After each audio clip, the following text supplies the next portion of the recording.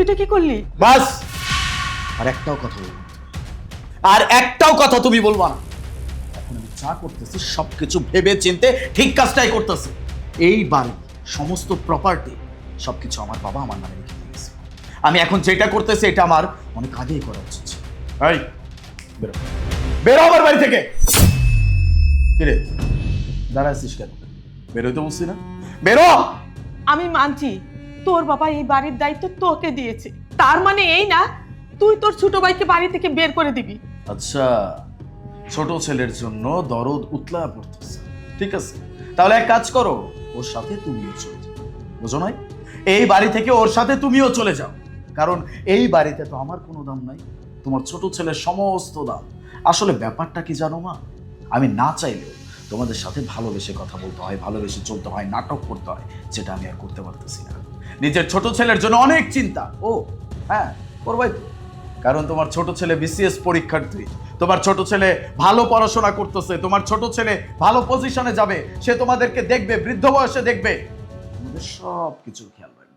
আমি তো কিচ্ছু করতে পারতেছি না, বা আমি তো কিছু করতেও পারবো না। এর থেকে বেটার তুমি তোমার ছোট ছেলের সাথে এই বাড়ি থেকে বের হয়ে চলে যাও। তুমি ওর সাথে এভাবে কেন কথা বলতেছো? ওর পড়াশোনার ক্ষতি হবে তো, ও এমনি তো অনেক পরিশ্রমী ছেলে। এখানে সাফাই গাইতে আসছিস তাই না? এখানে দাঁড়ায় আসিস, চুপচাপ দাঁড়ায় থাক, একদম নাক গলাবি না। কিরে দাঁড়ায় আসিস কেন? চলে যেতে বলছি না?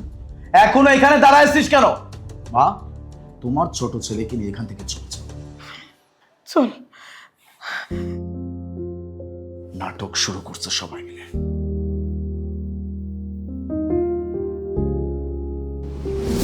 আবই এগুলো কথা কই আমি, বিজনেসে ক্ষতি হচ্ছে তোর, আমার কি?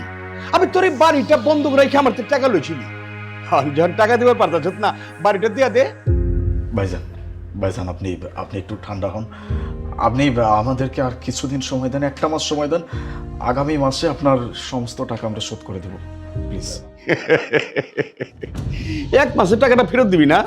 আবই তুই তো বাড়িটা বন্ধ করে রেখে আমার তো টাকাই লইছস, অহন কি বন্ধক রাখবি তোর বউরে? হ্যাঁ ভাবি সাহেব। ভাইয়া, ভাইয়া আমাদেরকে আর একটা মাস সময় দিন ভাইয়া। এক মাসের মধ্যে আপনার সব টাকা আমরা দিয়ে দিব ভাইয়া।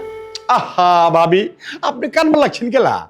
ওই হন, তুই এক কাম কর, তোর বউরে আমার কাছে দিয়া দে, এক মাস পর আমি দিয়ে দেব ফেরত। নিয়ে যান।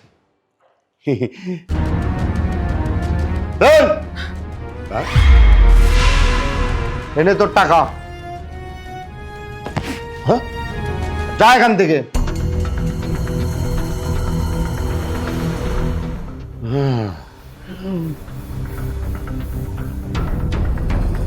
এই তোরা এখানে কে রাখছে? আমি বেশরম, বেহায়া, তুই তোর বউরে যার তার হাতে তুলে দে। তোর কাছে এতগুলো টাকা কি করে আসলো? ভাইয়া তুমি তো আমাদেরকে বাসা থেকে বের করে দিয়েছো, কিন্তু এই ভাবি আমাদের থাকা খাওয়া সম্পূর্ণ দায়িত্ব নিয়ে আমাদেরকে রাখো।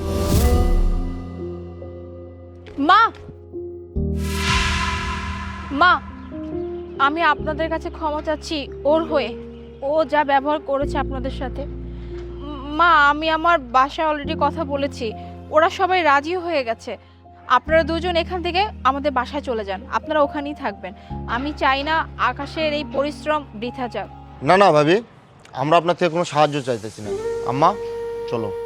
শোনো আকাশ, এখনো সময় আছে, কষ্ট করে কিছু একটা হয়ে যাও, তা না হলে জীবনটাই নষ্ট হয়ে যাবে। এই 2টা মাস একটু কষ্ট করে পড়াশোনা করো। আর মা আপনি একদমই চিন্তা করবেন না, একদম সময় মতো আমি আপনার কাছে টাকা পৌঁছে দেব।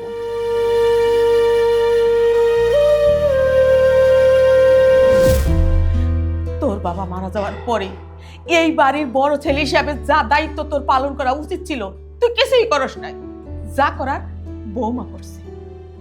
ইউ নো হোয়াট ভাইয়া, মানুষ বলে বউ নাকি বাসার মেয়ে হতে পারে না, কিন্তু ভাবি এ বাসার মেয়ে হয়ে দেখাইছে।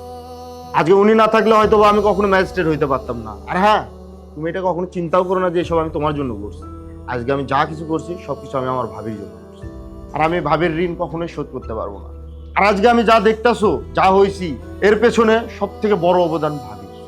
থ্যাংক ইউ সো মাচ ভাবি। আম্মা চলো। চল